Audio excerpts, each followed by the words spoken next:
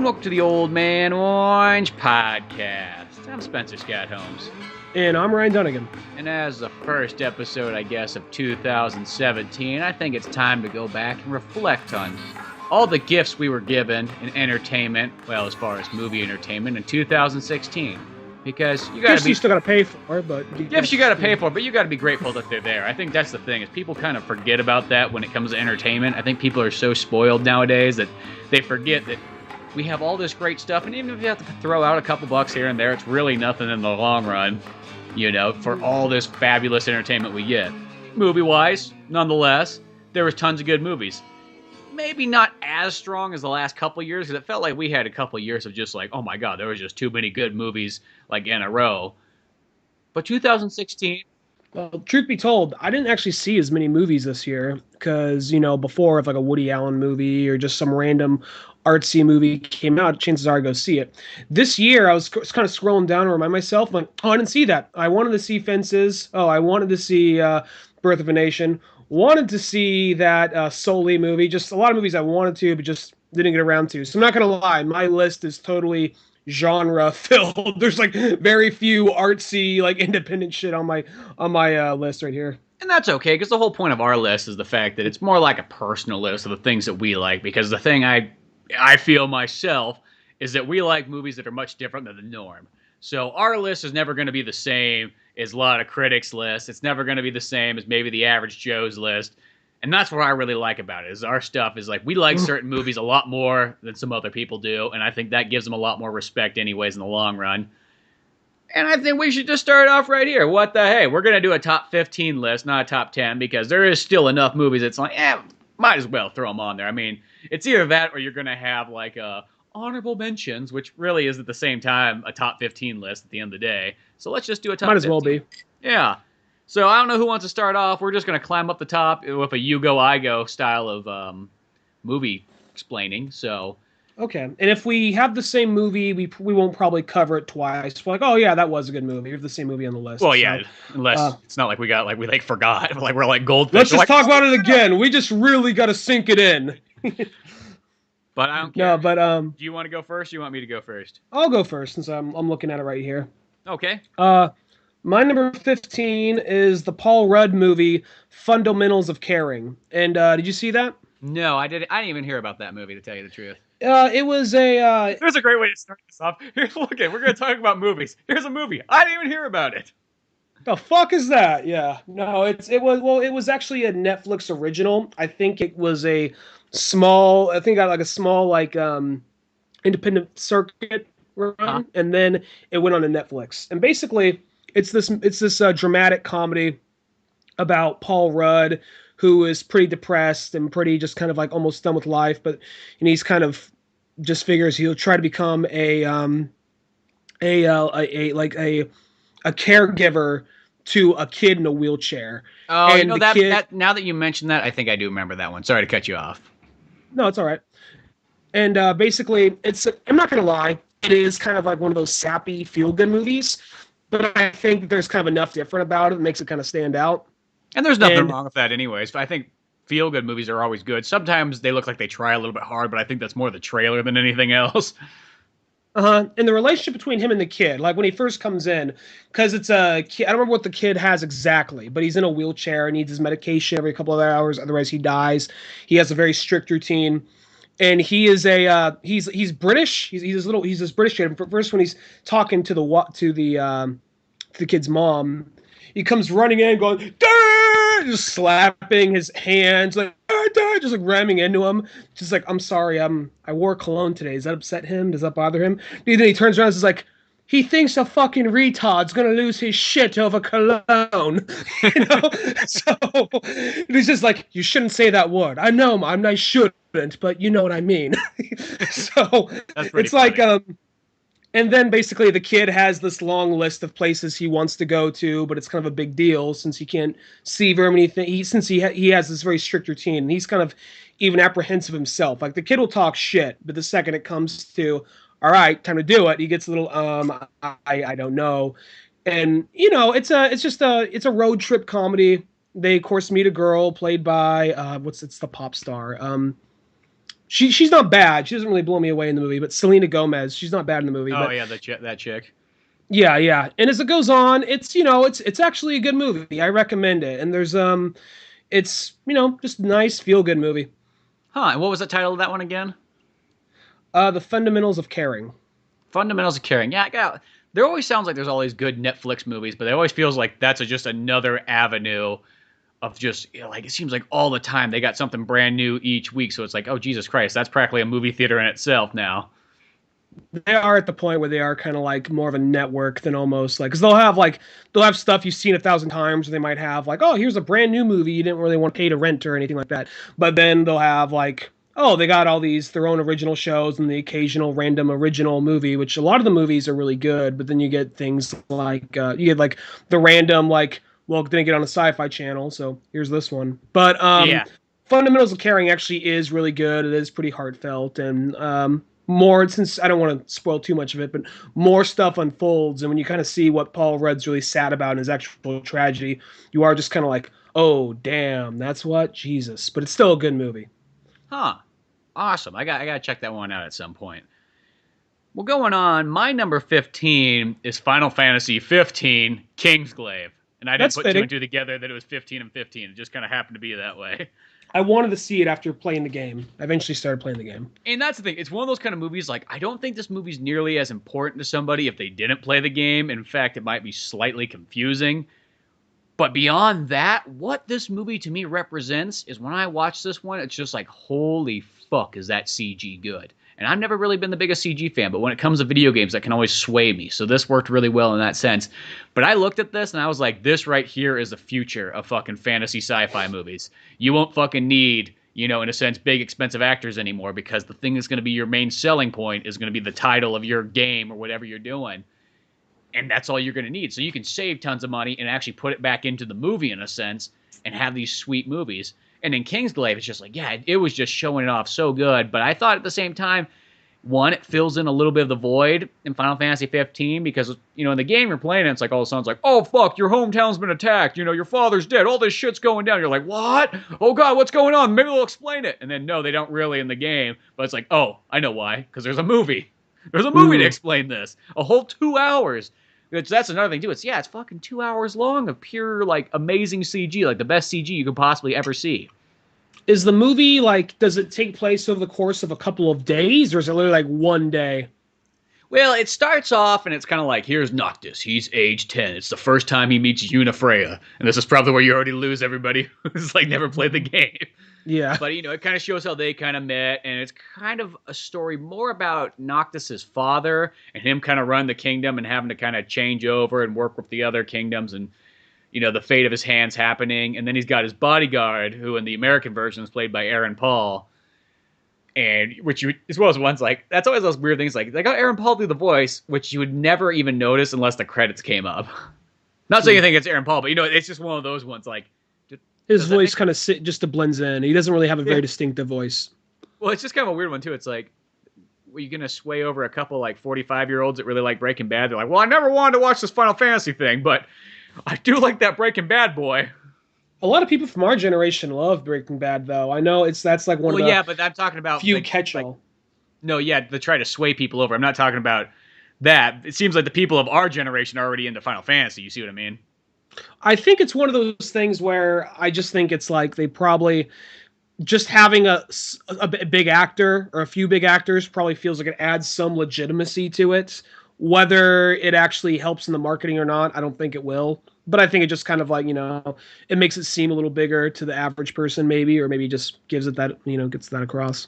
Well, yeah, and I think that's to try to sell it to the non-gamers because gamers don't give a fuck about that. Like that's one thing that does not bother them to actually have.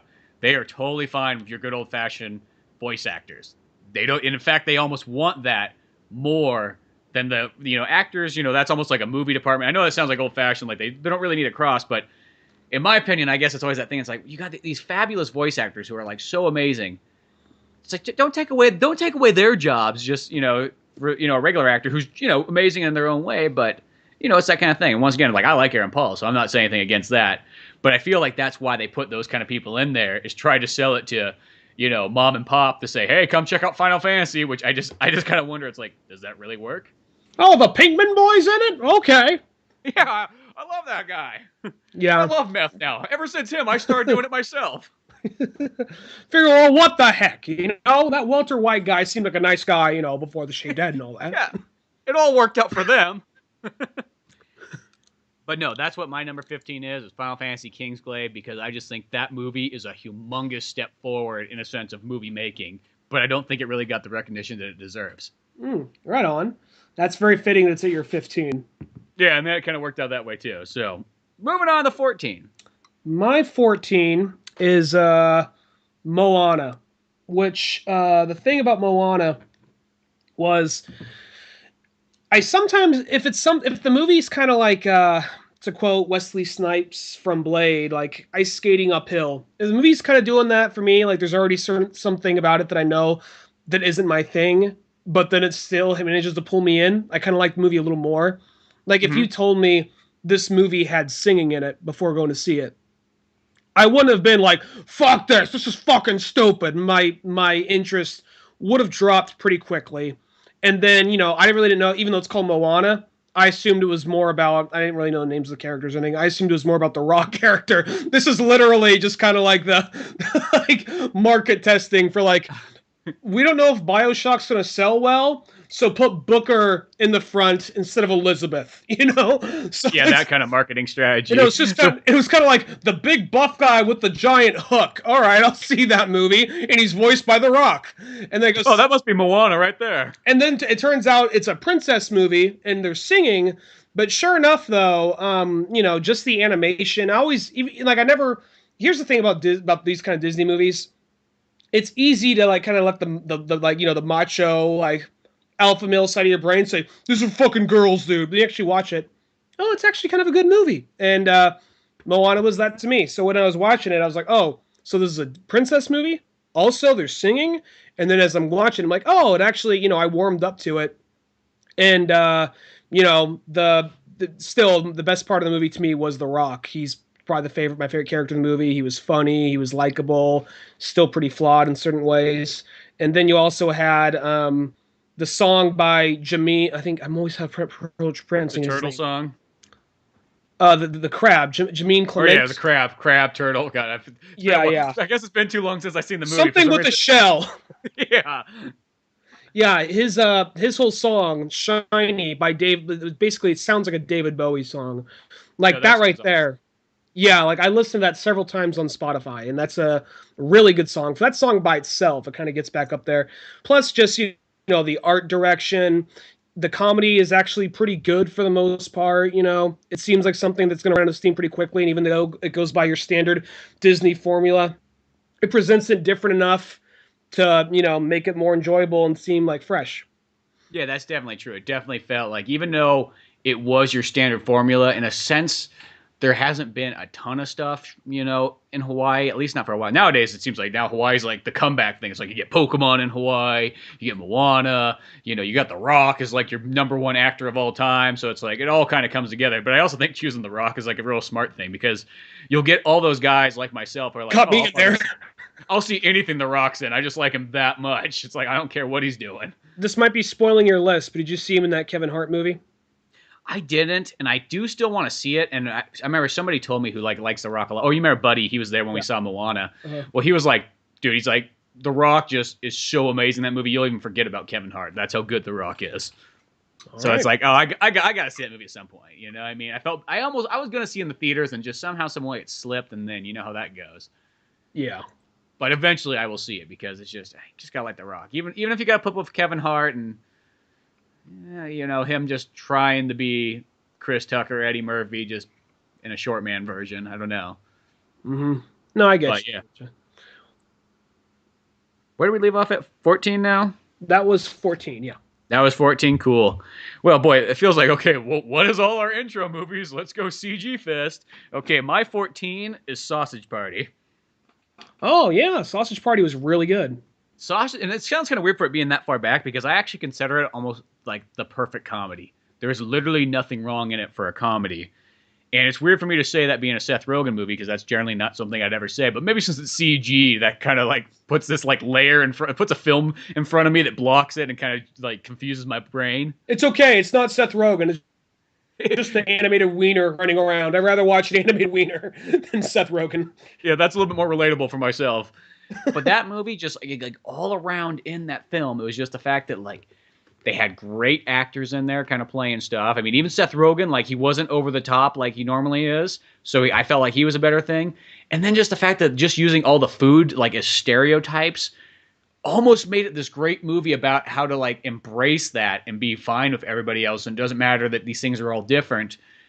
You know, everybody can, you know, be friends with each other in the long run if they just learn how to live with each other. And then even just having the aisles, I love that, like in the movie too. Like, you know, each aisle they'd go down was almost like a continent or a country or something like that. It's like, oh, you know, we're going into like the Mexican aisle, so it's pretty much like a Western. Or, you know, we'll go into the bratwurst aisle where it's pretty much all like Nazis and everything like that. And then eventually they keep talking about this like the dark aisle and the red aisle and everything like that. And then you realize it's like, oh, that's where all the cooking utensils are. Mm-hmm, yeah. And this is why they fear this area. It's just like all that stuff I thought was so perfect. And then to top it off, the comedy was amazing. And I know the comedy was a little bit too extreme for some people because I've talked to a lot of people afterwards who are like, oh man, that movie was kind of, I don't know if I could take that. Especially when it got to the sex scene. I was pretty much just turned that movie off by that point. And you're like, really? What the fuck's wrong with you? Like, fucking pussy. Well, there's a lot of people, I really don't get that because it's often, most of the time, I don't know what it is. It's often, you know, like, got like bros hang out of Applebee's on a crazy pussy hunt, They're doing such cocaine, pussies when it comes to comedy. doing cocaine that are kind of like I don't know, man. Natural Born Killers. That movie was too much for me.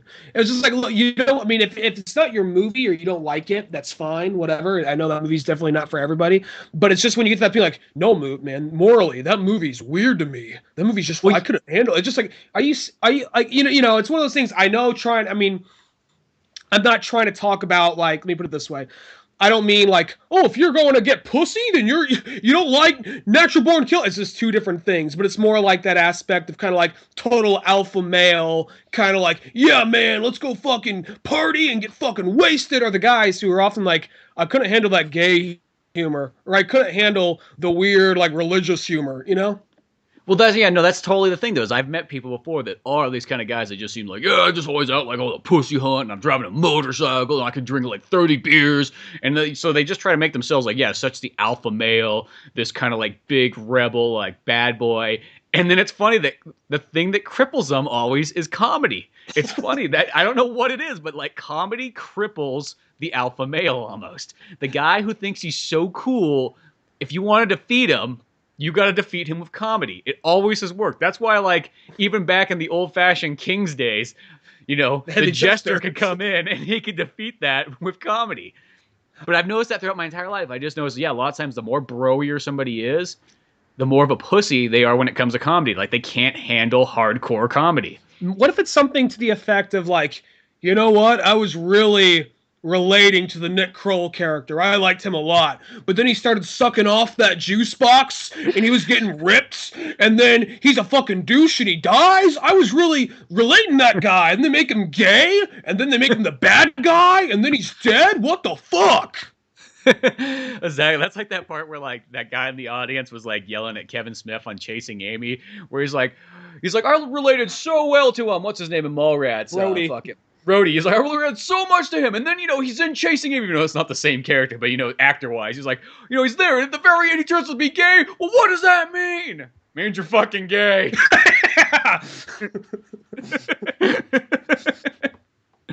But no, I don't know what it is. That's funny because I like Sausage Party was a perfect example of that movie crippled a lot. Now it's like, okay, there's some like if it's just a regular, you know, average girl, whatever, she probably can't handle it. I kind of expect that.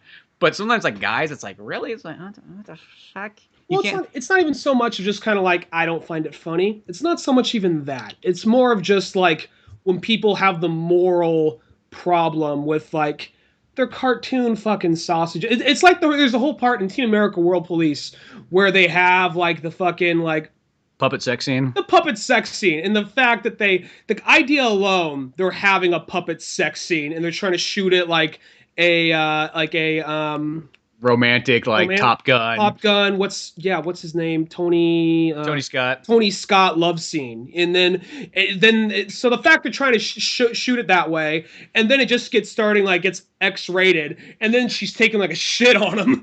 So like, it's like that. Just the idea of like, to me, that shit's just funny. That's hilarious. Just because the fact they're willing to go there and just push it to that extreme, and just the sex scene at the end of the movie, just all this food just mashing together.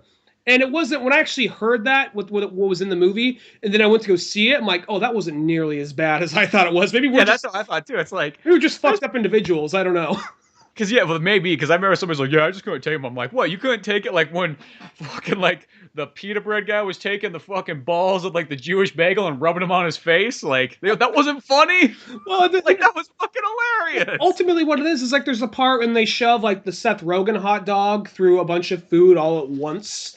It goes like, he goes through the bagel, he goes through the pita bread, he goes through the bun. It's just like, oh, just like, it's fucking cartoon food, I mean, I'm not saying show it to your kid, but at the same time, it's funny. I understand it's hardcore comedy, but it's just, once again, I'm not expecting to convert the Christian guy over to watch this. I'm just saying that the guy... Oh, the Christian guy was lost, like, first 10 minutes into that. Yeah, we're not trying to convert that guy. It's just, it blows me away when you get these other people who think they're such badasses, and then they can't handle a little bit of extreme comedy. That's all I have to say. And, yeah, we kind of got off on a tangent more about that than the actual... that movie itself. But, like, I loved how it was just kind of an allegory on religion. And it was pretty... Even though it was pretty brutal... It was pretty, I think it said it pretty adequately, which was just like, you just can't suddenly shatter people's lives and tell them they're a bunch of fucking idiots and expect them to go along with it. You got to ease them in. You got to do little by little. And the fact how every single character was a stereotype of some kind of made it all right.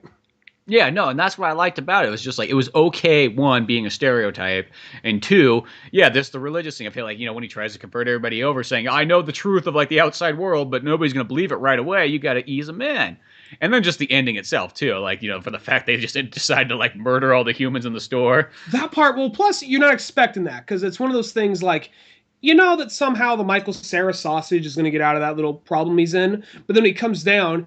He says, like, I figured out how we're going to stop him. How's that? He just, like, then all of a sudden the head of, like, the James Franco character just drops down. We just got to kill him. It's like you're not expecting it to go that dark. And then, even though it's not shot very scary, but the idea of the food locking in the humans, it's like, we're just going to kill them all. That's a fucking scary thought. But at the same time, it's funny as shit the way they do it. No, yeah, there's just so much good stuff in that movie. But, yeah. Even just the little things too. There's just like so many small lines. Like I love the part at the very beginning when like the main employee guy, who's I guess your main villain of the movie, Paul and Rudd. he's just like working and everything. Paul Rudd comes back again on our list, and he's working, and he's like throwing away old food, and then all of a sudden he just has like this tantrum that anybody who's had like some regular job has had at some point where he's like, I fucking hate this job. Well, it's just like it's just so real the way he does. He's like kicking the because everyone's scared of this guy. He is like the death bringer, but he's just the most nerdiest looking human possible. And he's going, hey, fucking just kicking the fuck like put the push trash can, whatever it is. It's just like beating an inanimate object, but it's like the thing is, I feel like that to me is like such a relatable fucking line because we've all been there before. Where like whether you stab someone's house or you fucking kick like a dishwasher or something like that, like something that pisses you off, or you can relate to like even like Office Space. That's the fucking like copy machine. Yeah, exactly. But yeah, well, that's my number 14, Sausage Party. Real funny movie. I sometimes kind of feel like it should be higher up on my list, but I don't know. That's just where it happened to land. My number 13 is Don't Breathe. Oh, that was a good movie. I don't have it on my list, but I remember like that was just one of those random ass movies where I was like, I got 2.5 hours to kill. Let's see what. Oh, look at Don't Breathe happens to start in 10 minutes. Well, fuck it. Let's go see that movie. That trailer looked kind of interesting. Mm-hmm. And then I was actually pretty impressed with it. Yeah. Well, the thing about the movie is it does have a little bit of that aspect of kind of like when it opens up, like. I don't hate the girl. I am a little bit kind of like later when shit's going down in the movie. We should say spoilers ahead. You already had Sausage Party and everything else spoiled. Yeah. But the whole thing about Don't Breathe, there's that whole part where the girl is she's like, no, no, no, we can't leave. We can't leave. We still gotta get the money. That's like the one thing in the movie I'm kind of like, oh God, really? But at the same time, though, they kind of get across that she's just trying to get out of Detroit and she's just trying to be with her kid.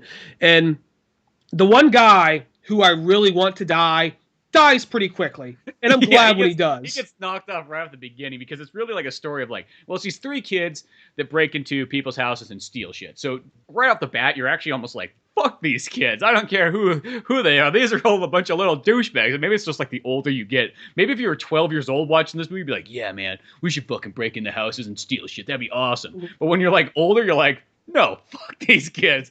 You know what? If they come to my house, I'm gonna fucking be just like that old man and shoot them. Exactly. And then there's the whole part where, well, they get across that like I'll say this from the guy who's not the real douchebag. This movie you just call the movie friend zoned. Well, it really is because there's three guys. Yeah, that's what it's more about. There's the girl in the center, and then there's the two guys that like this girl, and one guy's like the most ultimate stereotypical douchebag, and then the other guy's kind of like the ultimate like pussy friend zone kid, and it's really that combination of this. Why are these guys are all together? Like, it shouldn't make any sense. It's obviously the girls bringing them together.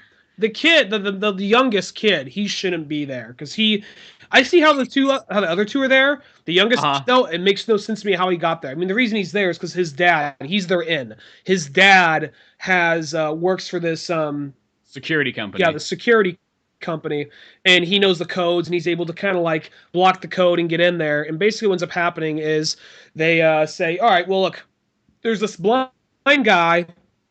He got a settlement years back because some like rich family's daughter killed his daughter in a DUI. So you know what? We could just probably go in there, steal his shit, and get in and out. No big deal. The guy's blind. We know what's the most you can do." Turns out he's an ex-Marine, and he's Stephen. What? What's his name? Stephen Lang.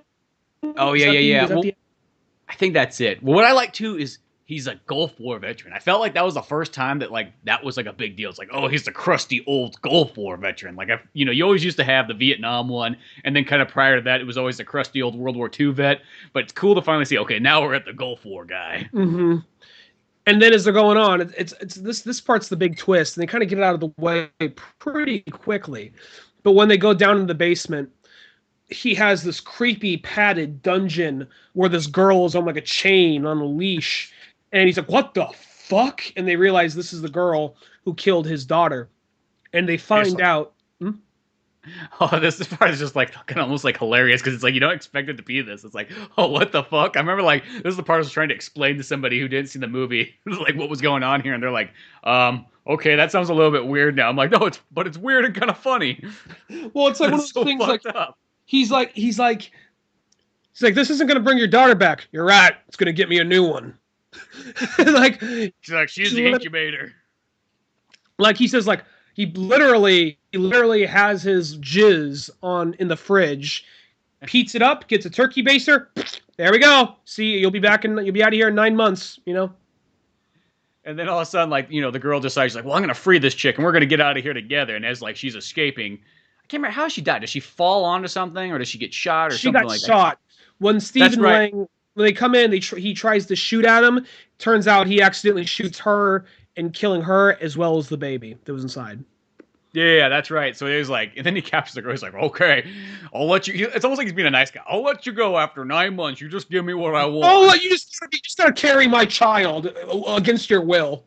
Yeah, here, I made this really nice, like, padded cell made out of, like, old couch cushions. God knows how I did this being blind, but... Well, I'll say, that guy was very much a handyman. Well, I'll say this. I like that movie because it actually was it was creepy, but it didn't have too many jump scares. Because the thing that kind of pushes me away from a lot of horror films is jump scares. And that one did not have too many. And it was still creepy. The violence, it's not jam-packed with your average slasher violence, but the violence in it is pretty good. And it does have a lot of those moments where you're so close, but the dumbest thing gets in your way and stops you and brings you back, Uh-huh. But then Well, what I they made also like, oh yeah, I was gonna say what I also like about that one too is the fact that the movie kind of starts off and you're like, fuck those kids. I hope that old man kills every single one of them, fucking little pricks. And then as it turns out later, it's after a while, it's like, oh, okay, so the old man is kind of a bad guy too. You know, it kind of twists itself around to like where you makes you like hate these characters at first, and then it switches positions as the movie goes on, so you kind of switch who you actually like and hate. the movie was trying to. I mean, I kind of had I knew it was there's going to be something fucked up underneath there, you know, but I didn't know what it was going to be exactly. So, but Mhm. when I watching the movie, I mean, it was my whole thing was like I didn't like all three of them. I was the only one I full on hated. Only one I full on hated. What's the douchey kid? Yeah, and then once they get there, I mean, I feel more than anything, I'm just kind of like, dude, just leave, just leave, just the friend zone kid, just fucking leave, dude. You know, because it's Yeah. like it's not worth it. It's not gonna happen. Just go. Like, you know, you're just the You were best kind of. trying way too hard to get yourself a girlfriend. That's all I have to say. It's like, Jesus Christ. You're this rich little yuppie kid, and you're like, hey, you know what? I'll be real cool. I'll get you the keys and the codes to get into these places, you know. Oh my god, that'd be so awesome! Thank you. Next, could you get me an AK-47 and the keys to a missile silo? Well, I'll try. Thanks you. It's gonna make my job so much easy for me and my boyfriend. Yeah, it's like because this girl is really not a good person at all. I mean, like even at the end, even when you kind of go, you feel a little bit more for her. She still is a pretty bad person. I mean, obviously, yeah, she's trying to like Aladdin herself out of there, but you know what I mean. Like Aladdin was just stealing food for him and Abu. It wasn't nearly as bad. If there's one movie you gotta compare it to, you know, I just like or like if you I like that phrase. She's trying to Aladdin her way out of there. really, when you think about it, the guy is kind of like the blind guy is kind of like a Jafar. Her friend zone friend is kind of like Aladdin. Like she promises she's going to get him his freedom, but he's never going to give him his freedom. But then on Yeah, top of that, though, you know, it's kind of like that with the friend zone thing. And then you know, the douchey guy's like Iago if yeah, Iago is more in control. exactly. Like he even looks kind of like Iago. Yeah, exactly. Yeah. No, but that one was a really fun movie that I felt like just kind of came and went. And I remember I told people, I'm like, oh, dude, you could go see that one. That's actually a pretty cool movie. I was pretty impressed with it. Hmm. That one's pretty good. Well, what are we moving up on? We on 13 next? One- Okay, well, now since we saw laughs, saw CG, had some scares, I get to my number 13 movie, and I'm going with Fences. I really wanted to see that. I really did. This is one of those movies that, like, it's still in theaters, I think, at some places. And if you can catch it, go see it. It's actually directed by Denzel Washington, right? Yeah, that's the cool thing, too. And I'm not even too sure if this is his first movie or his second one. I think it might be his second. I want to say he directed Antoine Fuqua. Or Antoine Fisher. Antoine Fuqua. I was gonna say, Anthony, he directed a director. That's what he did. He directed Antoine Fisher. Antoine Fuqua was like, Antoine hey, I'm with trying to... F. I'm trying to direct the Magnificent Seven here. Yeah, well, I'm Denzel Washington. Slide But- it in. You know, just like Training Day, it's like it's gonna be all Denzel again. You think you're in control, but you ain't. I was looking at my list and I was thinking of something else. So spoilers, but Antoine Fisher. He directed Anton Fisher. Yeah, but Fences is one of those movies where it's about like 1940s, give or take. They're in. I almost want to say something like Chicago or Detroit, one of those kind of towns. I could be wrong. Could be like Cincinnati or anything like that. But somewhere somewhat north, somewhat back east.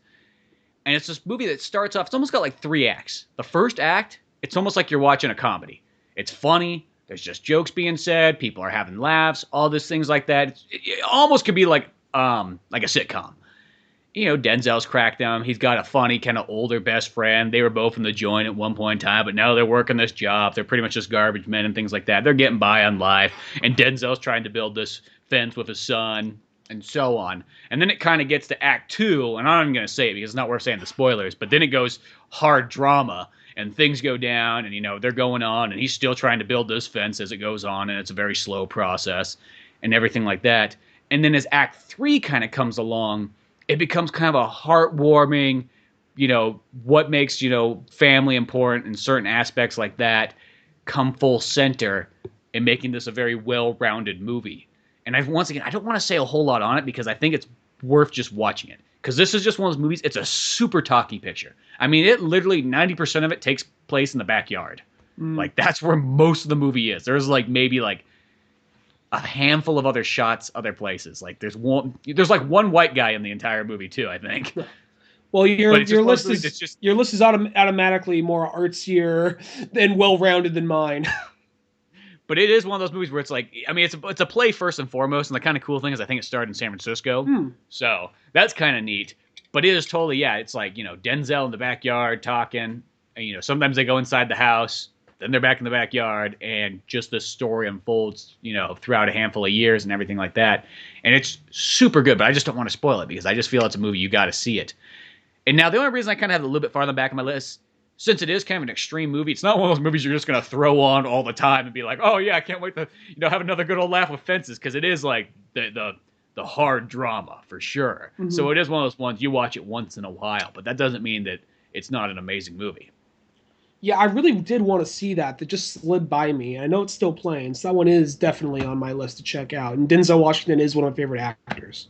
Oh, and he fucking crushes it in there too. And so does everybody else too. Viola Davis does, the son does, the little girl does. Probably like his like buddy's probably like my favorite character almost in there. Like he's just great. Yeah, there's tons of good stuff in that movie. Fences was really, so I'm not gonna say fun because that would sound so weird. It's a hoot and a holler. Tragedy in the 1940s is fun, but we make it do. But it is that kind of movie where, yeah, even though there's tragedy and all this stuff like that, it comes full circle, and I think that's what makes for a good closed movie. Yeah. So moving on to number 12. My number 12, get this out of the way real quick. Sausage Party. Sausage Party. Okay, so yours is there too. I was kind of wondering if you were going to have it up a little bit higher than me, like farther into like the 10s. Yeah, but yeah. no. It was that. No, I dug that movie. I liked it. I liked it a lot, but I do feel kind of bad it's not higher up. I don't know. I know I'm saying this.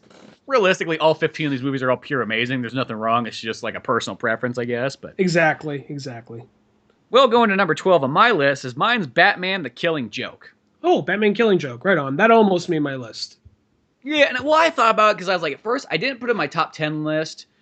And I was like, it is one of those movies, though. It's not 100% the most perfect movie. I will say, yeah, the Batgirl part's a little bit weak. I know that bothers you a little bit more than it bothered me. But at the same time, it's like, dude, you got Kevin Conroy and Mark Hamill back again.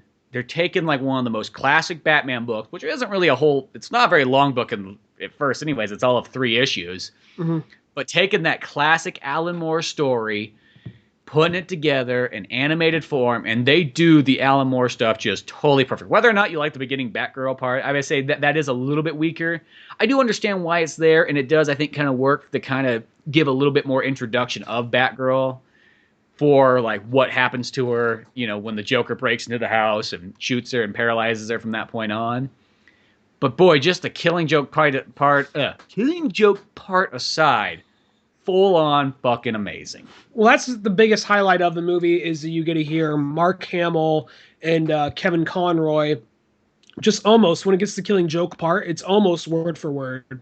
And those guys both just crush it unbelievably, and that's the best part of the movie. The thing with the Batgirl thing, it's not that it totally kills it for me. It's more than like, it's 2 things. We got this story that really has nothing to do with the first part, with the last part, other than it's just Batman and Batgirl. And then the other thing that kind of annoys me about it, and it's not like people say that Batgirl is unlikable and she sucks in it. I don't think that. I don't think there's anything wrong with Batgirl. I don't think they make her seem as strong as what she usually is. And I get that. It's just kind of like, here's a moment at time when she was a little vulnerable and she was a little like just off her game kind of. And I get that. But if you're telling the story about her getting shot and how tragic it is, I think it's more effective to show her when she was in her prime doing awesome, and rather than kind of focusing on this low point of her career, having her take a break and then get shot, And I get what they're trying to do. That still does not kill the movie for me. It's just something I noticed. But what makes up for it is the last half, which is where we get to see Kevin Conroy and Mark Hamill go at it. And then they even have to kind of make up for the last half. they give Barbara Gordon a little bit of a happy midway point in the credits to show that she's not defeated by it. She's becoming Oracle. Yeah. And I think also too, probably what made this experience probably even that much more better for me is like I got to see it in theaters. And for the fact that they barely show these movies, I think they've only showed about 3 of them realistically in theaters, excluding maybe special screenings or anything like that. So to see Batman the Killing Joke full on Warner Brothers animation, because DCU, I mean, if you've listened to any of our top movies list the last 5 years, there's always some DCU movie on there because they just fucking crank out killer movie after killer movie. And it's like these need to be in theaters because they're better than any other superhero movie pretty much out there. And they just don't always get the respect that they deserve sometimes. It's kind of a bummer. Yeah, agreed. And I think they're getting there because these 3, Cape Crusader Returns, this one, and then something else went to theaters, right? I know, and I kind of juggled between this and like I was gonna put the Cape Crusader one also on there too. I like that one a lot, but I just didn't get that one there. But yeah, that's my number 12. My number 12. Let me get my 11. 11, I guess. Yeah, we're at 11 now. My number 11 is Magnificent Seven. Oh, Magnificent Seven's. I was actually thinking that might be a little bit higher on your list. I'm sorry. You sound legitimately disappointed. Like, I did, like, oh well. Look, that's not a bad movie. Here's the thing about Magnificent Seven. Now, the first couple sentences, you're going to get mad, but just hold it back. Hold it back. Bear with me, all right? Magnificent Seven, thing about Magnificent Seven is it's a by-the-book Western. It's kind of like there's not really that original about it. It is kind of by the books, your average Western, same beats, same villains, very simple story. The thing about it, though, there's not a whole lot of that out there anymore. Now every Western, even though I still love Westerns, every Western almost seems to be, it's got to be like a very bleak, dark drama about what it's like being in the West. I mean, Unforgiven by this point almost seems more like a genre Western, some of the Westerns we get now, you know? And this one, Magnificent Seven, it's just a full-on, fuck it. Let's do like the superhero Western movie. Let's make it like a big action movie. Let's throw lots of explosions in there. It's going to be a good time. And then get a killer cast. Everybody in the movie's awesome. It's not so much that this movie, I'm sorry it's not higher on the list, but it's more than anything, this movie, it's just a very well-made action movie. And it's a really fun Western on top of that. Denzel Washington kills it. Chris Pratt kills it.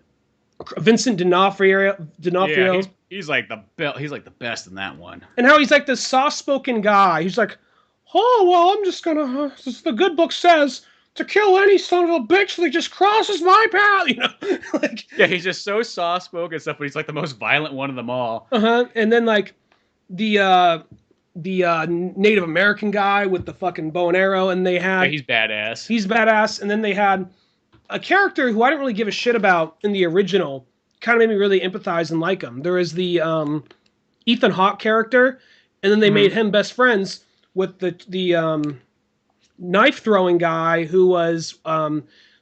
Lee Bong Hung. Yeah, Lee Bong Hung. From like The Good, the Bad, the Weird, and I Saw the Devil, the G.I. Joe movies. He just is that character Billy Rocks with a knife. Like everybody in that movie, there's not like a weak link in that whole team. And I just like that movie. I really did like the movie. It's just, once we actually started putting the list together, there's certain movies I was kind of like, there's a reason I asked for it to spread up to 15 because I didn't want to leave this movie out. So exactly. That makes total sense. And I will say, yeah, it is Magnificent Seven is a movie where it's not trying anything new in the Westerns. I think what I like about it, though, is it takes just the Western and just cranks it up a couple notches. Because I feel like you almost don't get too many Westerns that have that amount of action in it.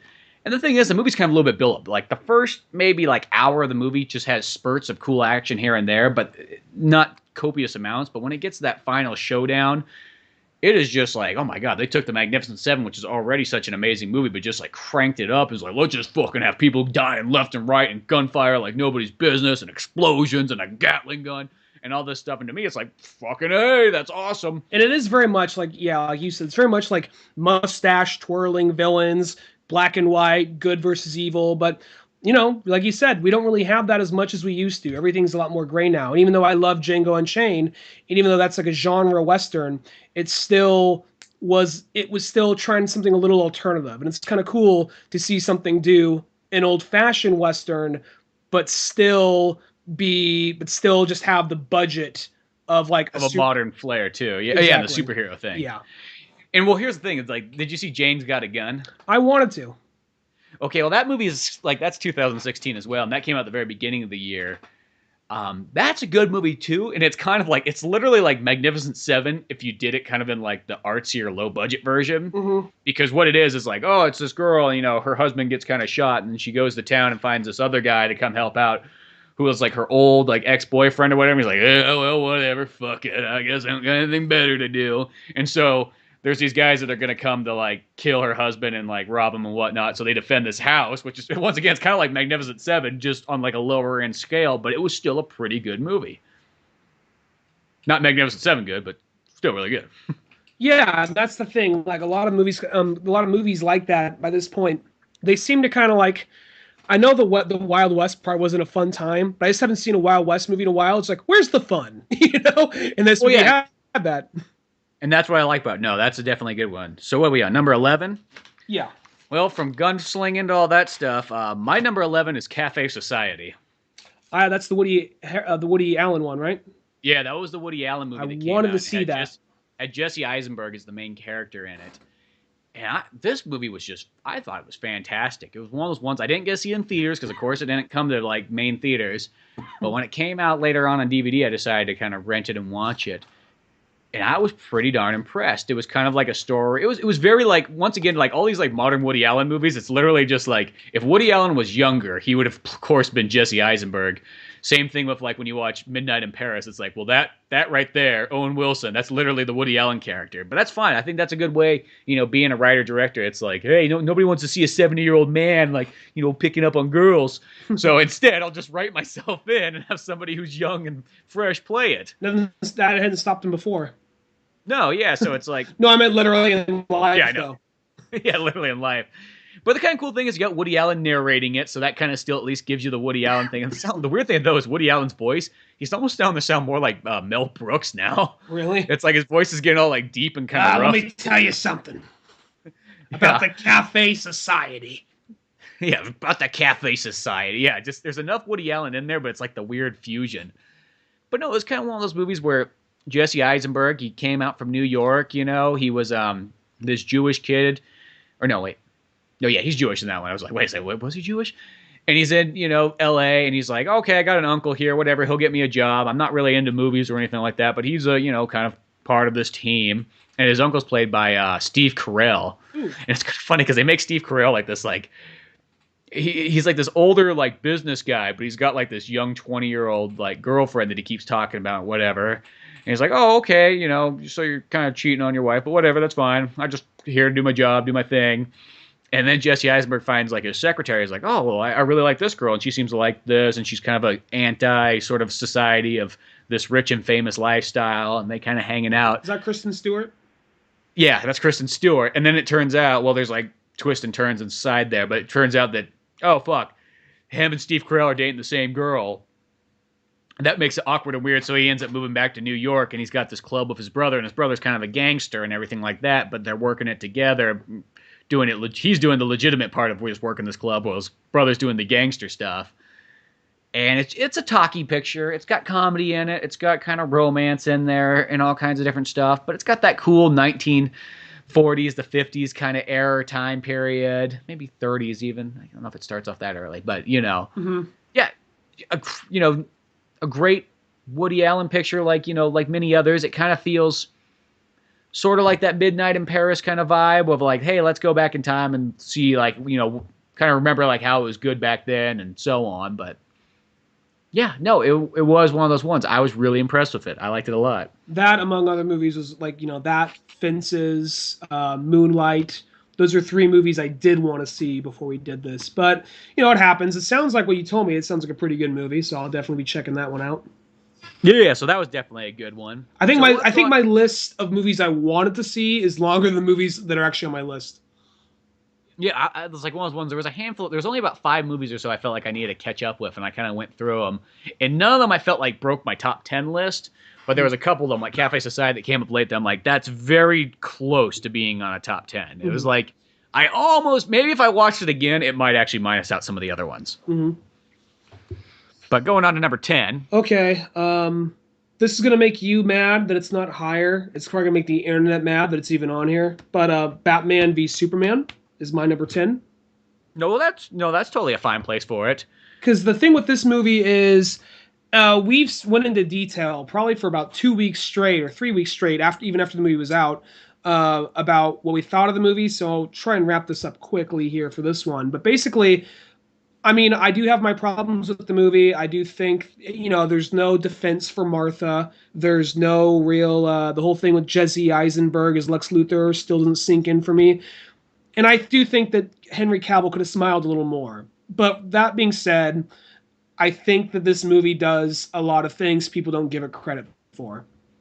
And And then I also the director's cut makes the biggest difference in this movie. it does. The extra 30 minutes they add makes a lot more sense, puts a lot more to it, and even makes Fixes Superman because Superman was the one who was the whole reason why people say like, oh, Superman just wasn't that good in the movie. Well, it's because all his scenes were fucking cut. Yeah, yeah. They didn't cut a single Batman scene. Basically, all the almost the theatrical cut made it almost seem like kind of like a Batman movie where Superman was sort of in the role of the main character, but it was still more than anything a Batman movie. Where the others, where the director's cut almost makes it more of a Superman movie. And Yeah, exactly. It makes it more actually like Man of helps. Steel 2, like what it started off as. Yeah, and but the things this movie does right, only time in a superhero movie where once Wonder Woman came up on screen, I saw this movie twice in theaters. Both times, every woman in the theater cheered when Wonder Woman comes in. Like when Doomsday shoots the laser at Batman, Wonder Woman saves him and then drops her gauntlets. They have that like Yeah, she's every got that really cool theme. every lady in the theater fucking cheered on that part. And you can say what you will about other aspects of that movie, but a superhero movie to do that, just like, okay, we got to give it credit for that right there. And then plus, it was like one of the only times I've seen a superhero movie. Some people complain about this. In some ways, it could be a little lighter, but it's one of the only times I've seen a superhero movie try and take this stuff as seriously as it does. You can see, even though in some ways they kind of maybe missed the mark with things like Martha, they really do get across of like how like the whole Alfred and Batman dynamic. Like Jeremy Irons and all of those scenes are great. I actually like the political stuff going on. I'm actually a fan of have like Superman going up to the courthouse and trying to explain himself, and then that whole part, like I kind of wish he stayed and helped out a little longer, but the whole part where like the dynamic between Jesse Eisenberg and the senator. I thought when I saw the senator, I'm like, oh fuck, here we go. This character's gonna slow down the movie. I actually kind of liked her character, Mm-hmm. because No, she no, was no. like, it was legitimately a character that was like, I thought it was like, I'm the evil like senator coming in to suck with Superman, but it's like no, she wasn't actually. She didn't even want to kill Superman. She was just an opposing view, and they presented it in a reasonable way. Exactly. No, no, no. And the thing for me is like, Batman vs Superman. Yes, it's not the perfect movie, and it's not kind of the movie that It's like they're getting very close. They're still a couple steps away, but they're getting closer. Each time. But for the most part, though, to me, I still think it's a really awesome movie. I think kind of first and foremost, if you're the super DC fan, you kind of see everything coming. I think that's kind of a bummer. And I will say the big thing that was the big letdown in the movie, it was the trailers. It was like that movie is probably like the pinnacle movie you can point to that they just really gave away the main plot of the whole entire movie in the trailers. They gave you Act 1, 2, and 3 in there. And, it's not the only movie to do it. A lot of other movies did it in, like, 2016 and 2015. It's like it's been kind of a problem for, like, the last couple of years. Mm-hmm. But this movie, to me, felt like the big one of them all that it's probably... I always feel this movie's probably really good if you didn't see any of the trailers. Like, that first watch, without knowing it, and being kind of... Like, if you were surprised, like, oh, fuck, they're putting Doomsday in there, that'd be fucking awesome, But, like, in the trailer, it kind of gave it away. Gave away that Wonder Woman was going to be in there and stuff like that. So it's kind of the bummer. I mean, sort of the bonus was Cyborg. That was the one thing they did not give away. Cyborg and Flash. Yeah. Well, Flash, they said there was going to be in. They didn't mention anything really about Cyborg though. Really? I didn't know anything about that. I didn't hear anything about Flash. That's cool though. Oh, really? I heard that the whole time. They kept saying that, so that's why. Like, I was like, okay, Flash, Aquaman. I knew those two guys were going to be in there because they kept talking about. But Cyborg was like one of those, like, oh, cool, Cyborg, They're awesome. showing action figures of Aquaman for his like 5 seconds he's in the movie where he pushes a camera away. Yeah, exactly. I do kind of wish that those were a little bit longer, you know. And I think the only reason here's the thing: if you didn't advertise them at all, those little cameos are perfect. But when you advertise a cameo, it makes you kind of assume it's going to be more than that. Exactly. You know, it's the Rhino thing and Amazing Spider-Man 2. Exactly. When you show him in the trailer a bunch of times, you assume he's going to be one of the main villains, not the fucking last 5 minutes, if not even less than that, of the movie. Mm-hmm.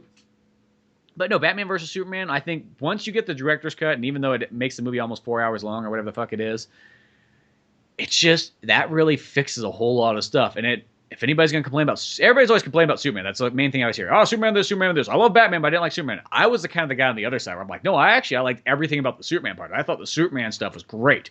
The Batman stuff, the only stuff that I think is kind of weak, and this is in multiple viewings, is I just wish he didn't have, like, he didn't do any of the guns or any of the little bit of, like, killing. I mean, I know one section's in a dream scene. That doesn't bother me at all. It's just, then there's the part in the car. But I do realize that as long as there's something between Batman, it's not like he's physically killing anybody. The car's killing somebody. So I'm putting a little bit of logic into, like, have, like, my self-defense here. Well, my whole thing with that is I heard Batman kills in the movie. Then I went to go see the movie. And then I'm like, oh, it's a dream sequence. Whatever. And then, like, he rams a car off the side of the road. I'm like, well, most people be dead, but that guy might be alive. And he flips another car over, it hits another car. It blows up. No, then I'm like, that one might be alive. And there's one that full on blows up. He pulls out like a Gatling gun, boom, just blows it up with a rocket launcher. Okay, never mind. Nothing I can do now. He's killing. I know. That's how it was too the first time I watched it. But it's like, I don't know what it is. I don't know why some people just want to give Batman a gun. There's just, I always call them the Punisher Batman fans. They're the people that they want Batman to be the Punisher. They don't want him to be Batman. They want him to literally be the Punisher. And you can always, whenever anybody says, oh, man, I just love it when Batman has a gun, you always can mostly go, what's your favorite superhero? The Punisher. Oh, okay. Makes sense. I get it. Exactly. Who else do you really like? Judge Dredd. Oh, okay. Okay. I see why you want Batman to carry a gun now. No, like, the whole Batman, I'll say this, even though I could have done without the killing, I think Affleck's the best Batman. Oh, by far. Another thing this movie did is because, like, after things that people don't give it credit for is that, like, so many Batmans, it's always like they always feel like they're kind of new to it, even the really good ones. Christian Bale still always, even though he's probably my second favorite Batman, he felt like he was still sort of new to it and kind of working into it, you know? Because even like Dark Knight Rises, that one, he's kind of getting back in the game, trying to get back in shape for it. So there's always that feeling of just kind of like, how does this guy work? How's that guy work? And he's always kind of almost looking from an outsider's perspective.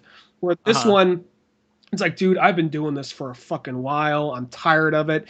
It was like one of the only times the movie said, you fucking know what Batman is. You don't, yeah, sure, we're going to show you the parents dying at the beginning because, you know, we can't get around that. But in every other aspect, this movie's like, yeah, you know what fucking Batman is. You know what he does. Here you go.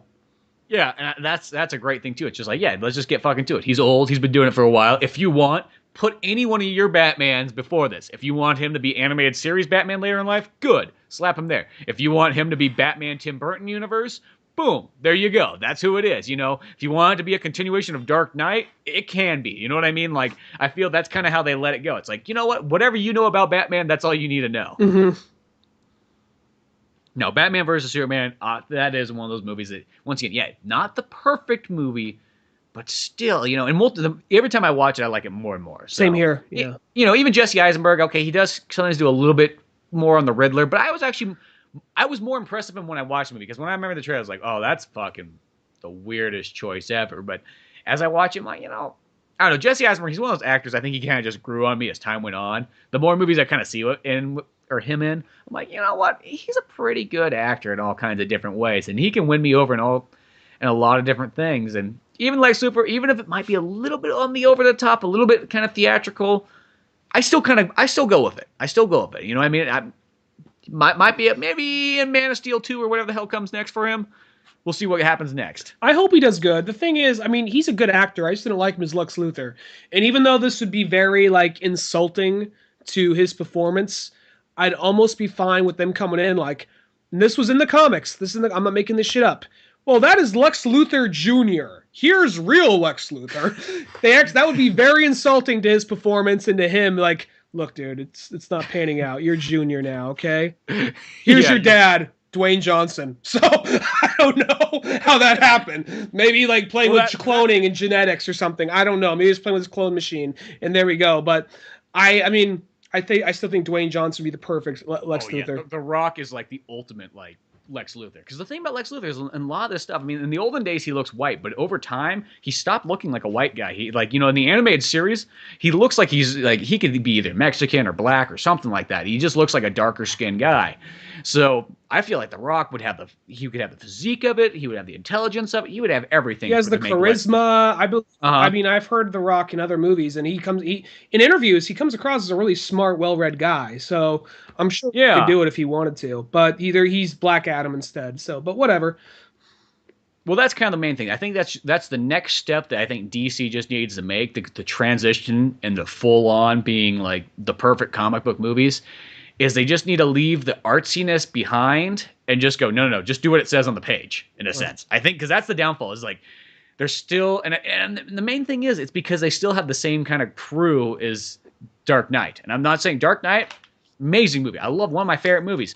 But that kind of like, that was a perfect movie for its time period. We need to make the next step. And I think the thing is you got to drop the artsiness and just do what's on the page. Because that's what Jesse Eisenberg, that's the artsy version of Lex Luthor. That's the, hey, let's make him kind of modern. Let's make him kind of hip. Let's make him young. Let's make him a kid, blah, blah, blah, blah, blah. No. What we want is fucking Lex Luthor that we see in the animated show, on the comics, in the page. Let's make him that guy now. Bench pressing while throwing out equations to solve cancer. Exactly. That's what I mean. I think that's the next step they got to make. And I know it's like, people are kind of always complaining, oh, Zack Snyder, this, Zack Snyder. That's like, okay, Zack Snyder's a really good guy. But I do think it is even come to the point where it's like, he's done a bunch of movies so far. They've been all great. I'm not complaining about them. I think Watchmen's one of the best ones he's done. But let's let the next guy take the reins. Speaking of which, should we move on to our next movie? Yeah. See, that's how Batman is. Batman always feels up time. You think you're going to be talking about something else, but you ain't. So what are we on, 10? My 10? Yeah, you're 10. My 10 is Deadpool, because when you think you're done talking about superheroes, more show up. Exactly. The rest of my list is mostly superheroes and Disney. I'm not gonna lie, spoilers. But yeah, Deadpool was awesome. Yeah, Deadpool was one of those movies where, once again, it's another one of those trailers that I feel like if you just didn't see any of the trailers, or if you only saw the first trailer, most of the first trailer is always fine. It's the second one that they seem to kind of spoil a little bit more on. Once again, it did kind of give away the whole plot, but when you're watching Deadpool, you're watching it lots of times more for the comedy, the one-liners, and the violence.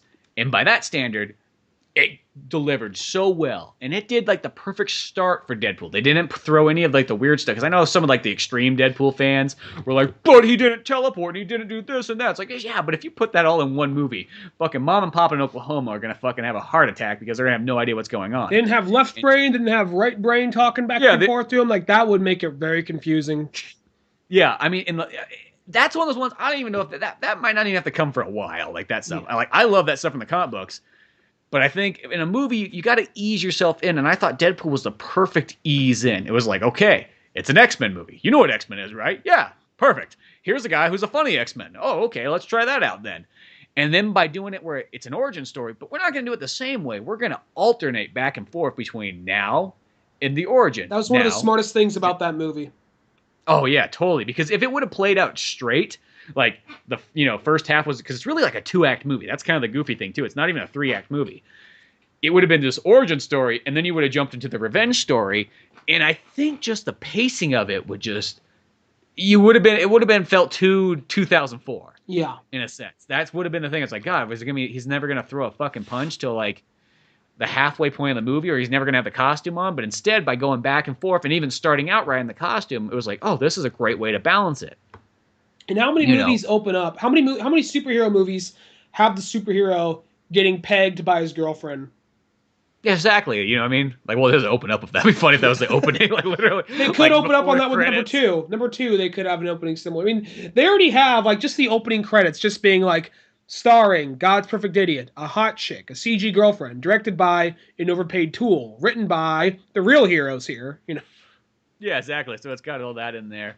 But that movie was just like such a perfect one. And then, at the same time, has a great moral in the story.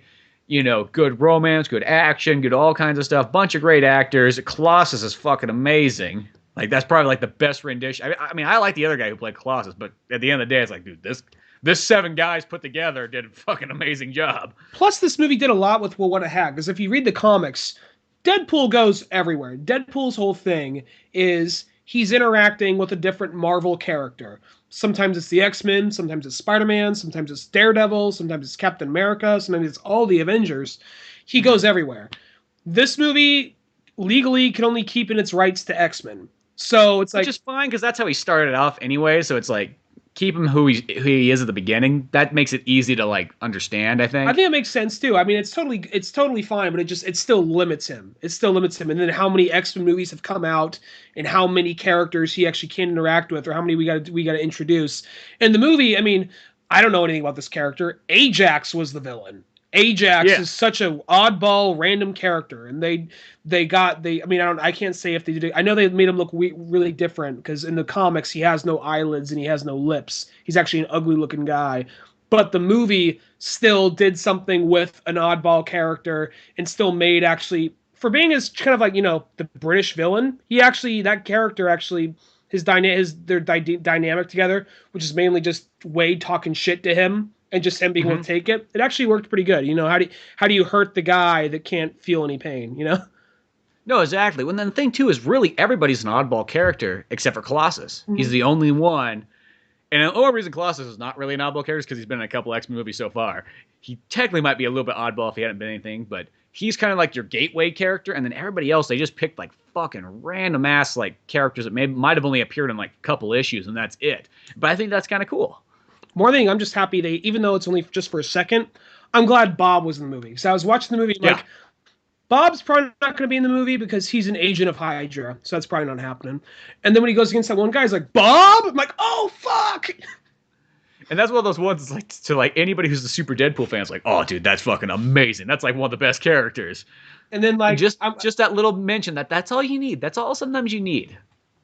and I just want to say this kind of says something about how good the movie is. If you and me can like it, and then this last part right here, my dad, like, his favorite movies are like, The Great Escape, The Wild Bunch, like all these old timey like westerns and war movies. One of his favorite movies right now is Deadpool. This Yeah, is one go of his figure. favorite movies. And that says a lot. Where you can get you and me, guys who read the comics and love the character and love and then like my dad likes the movie too. That says something right there.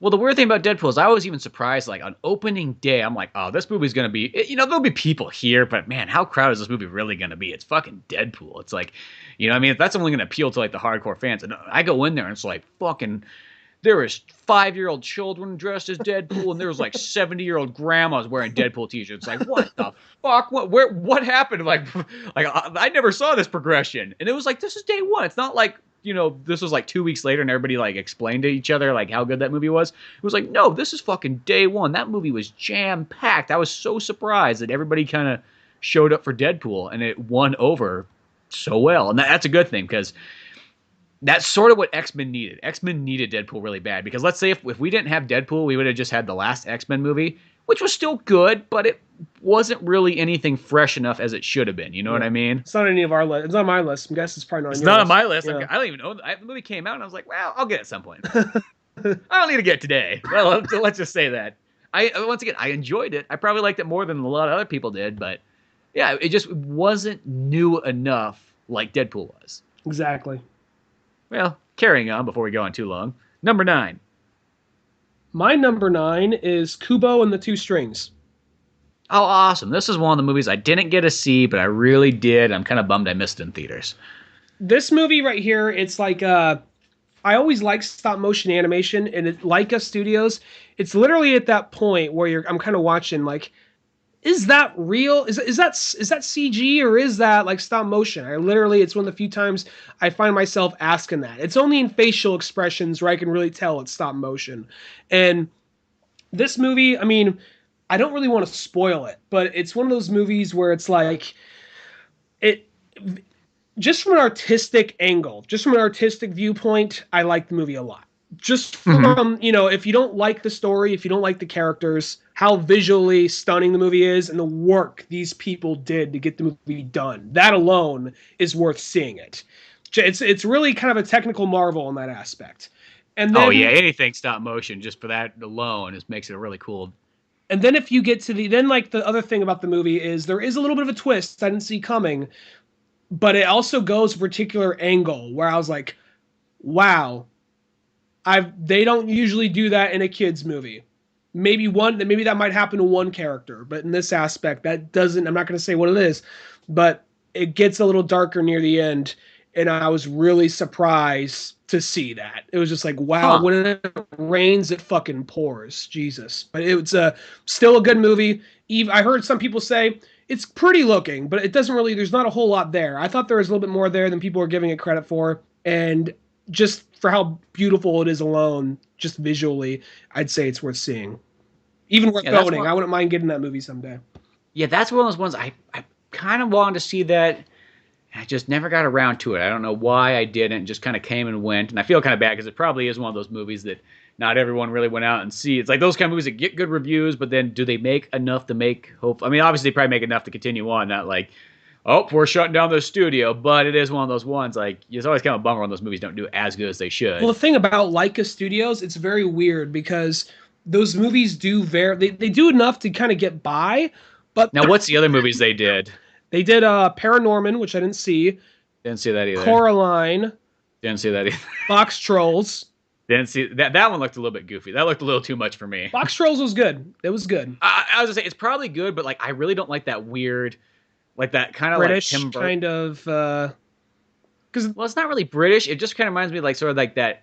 Even though I know the movie's British, but I mean that sort of like Tim Burton. It's like James and the Giant Peach. I never liked that. I always had a hard time with like the weird kind of misshapen type characters. yeah, I don't know what it is. Like and maybe this is just as a kid, like that growing up watching Batman and X-Men. It was hard for me to take an animation that wasn't like realistic. Get And now, anatomically correct, god damn it. yeah, like I don't know what it is. It's like now older, I can take it a little bit more of that kind of stuff. But I think that's the main reason why I never liked Nickelodeon as a kid because all the animation was weird and goofy looking, you know. And also, I never liked James and the Giant Peach. I never liked Nightmare Before Christmas. I like all these ones that always people are like, "What? You didn't like that?" I'm like, "No, I like serious anime," which that makes you sound like fucking pretentious. No, I like my animation to be serious, where people wear costumes and fight others. But no, Kubo looks like a cool one though. That looks more like up my alley. But yeah, like Coraline's one of those ones. I always kind of wanted to see that one just to see it. Now that's the Check same out one did Corpse Coraline. Bride too. No, that's Tim Burton and Warner Brothers. That's basically trying to be a spiritual successor to Nightmare Before Christmas. Coraline, it's the But is same it Coraline a Tim director. Burton one too? Oh, Oh, okay, it's the yeah. same director from Nightmare Before Christmas, but it's actually written by Neil Gaiman. And what's good about Coraline is it's actually, when it gets down to it, it's a horror film for kids. Huh. Yeah, that one always just looked like an interesting one too. I'm just never saw it. It's unsettling. It's kind of creepy, but it's visually. It's like all these. The only Studio Leica movie I have not seen is Paranorman, and I liked everything else I've seen. I really like Coraline. I liked Box Trolls. This one, I think this one might be my favorite of all of them. So, Huh. Yeah, I'll have to take a look at that one. Well, continuing down the list, on my number 9, I got 10 Cloverfield Lane. ooh, that was really good. That movie was fucking impressive. And it was one of those movies, it literally just kind of dropped like, hey, what are you doing in 2 weeks?